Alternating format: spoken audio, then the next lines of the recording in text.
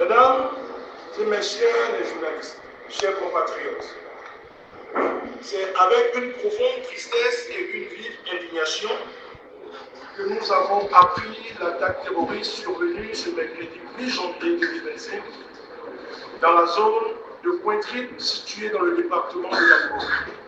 Cette tragédie qui a coûté la vie à plusieurs dizaines de nos vaillants soldats est un choc pour la nation tout entière et un rappel cruel de la gravité de la menace terroriste qui pèse sur notre pays. Le Parti des démocrates s'incline devant la mémoire de ces vaillants héros tombés pour la défense de notre commune patrie. Le Parti des démocrates adresse ses condoléances les plus attristées aux familles endeuillées et exprime sa solidarité à tout le peuple béninois en ces moments difficiles. La lutte contre le terrorisme est un défi immense, mais pas insurmontable. Des pays comme l'Algérie ont montré qu'il est possible de venir à bout de cette menace grâce à une stratégie nationale globale et coordonnée. La barbarie terroriste de ce 8 janvier 2025 nous interpelle tous et nous impose de conjuguer ensemble nos efforts pour vaincre ce mal qui inquiète et menace de plus en plus l'intégrité de notre territoire national. Le Parti des démocrates prône l'union des forces de tous les enfants du pays pour venir à bout de cette gangrène.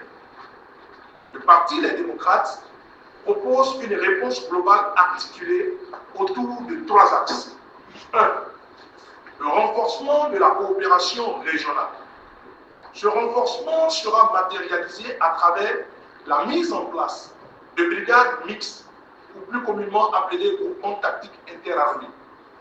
De telles unités, composées de soldats issus de tous les pays frontaliers, permettront de pouvoir mutualiser les ressources afin de faire face à des terroristes dans les zones frontalières sensibles et dans le pacte W.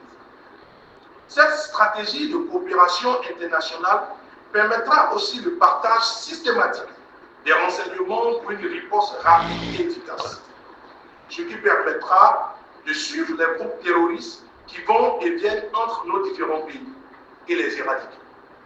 Pour exemple, les accords de coopération militaire entre 2 pays de notre sous-région permettent à ces brigades mixtes d'opérer sur le territoire de l'un ou de l'autre jusqu'à 40 km à l'intérieur des terres. 2. Un investissement socio-économique massif dans les zones sensibles. Il s'agira pour les pouvoirs publics d'implémenter un programme économique spécial pour les régions à risque.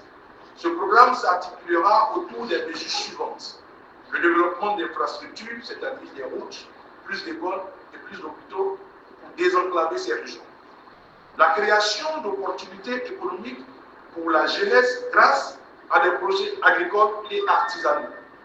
Enfin, la lutte contre le chômage à travers des programmes de formation professionnelle et d'entrepreneuriat. En effet, de nombreuses études des Nations Unies ont démontré que de plus en plus de jeunes rejoignent les groupes terroristes pour des raisons strictement économiques.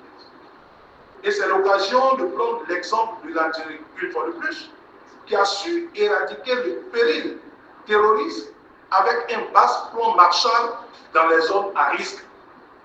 C'est une utopie que les États ouest-africains finiront avec le péril terroriste uniquement avec les armes, car face à l'obscurantisme, l'État-providence doit représenter la lumière de l'universalisme des droits de l'homme et une opportunité pour la communauté. Enfin, un renforcement de la coopération avec les populations locales. Gagner le combat contre le terrorisme passera par une meilleure collaboration avec les populations civiles. Cela permettra de renforcer le renseignement à la base, développer des relais communautaires à la base, afin de pouvoir adapter des stratégies de déradicalisation.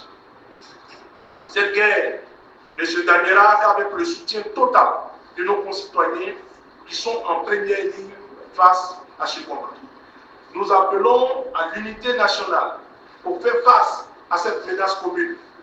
Le Parti des démocrates réitère sa proposition de décréter 3 jours de deuil national et la mise en berne du drapeau national en hommage à nos martyrs tombés le 8 janvier 2025. La lutte contre le terrorisme ne peut être l'affaire d'un seul camp politique ou d'un seul État. Nous devons conjuguer toutes nos forces militaires, économiques et sociales pour protéger notre patrie et construire un avenir de paix et de stabilité pour le Bénin. Que la mémoire de nos vaillants héros inspire en chacun de nous une détermination renouvelée à défendre notre nation.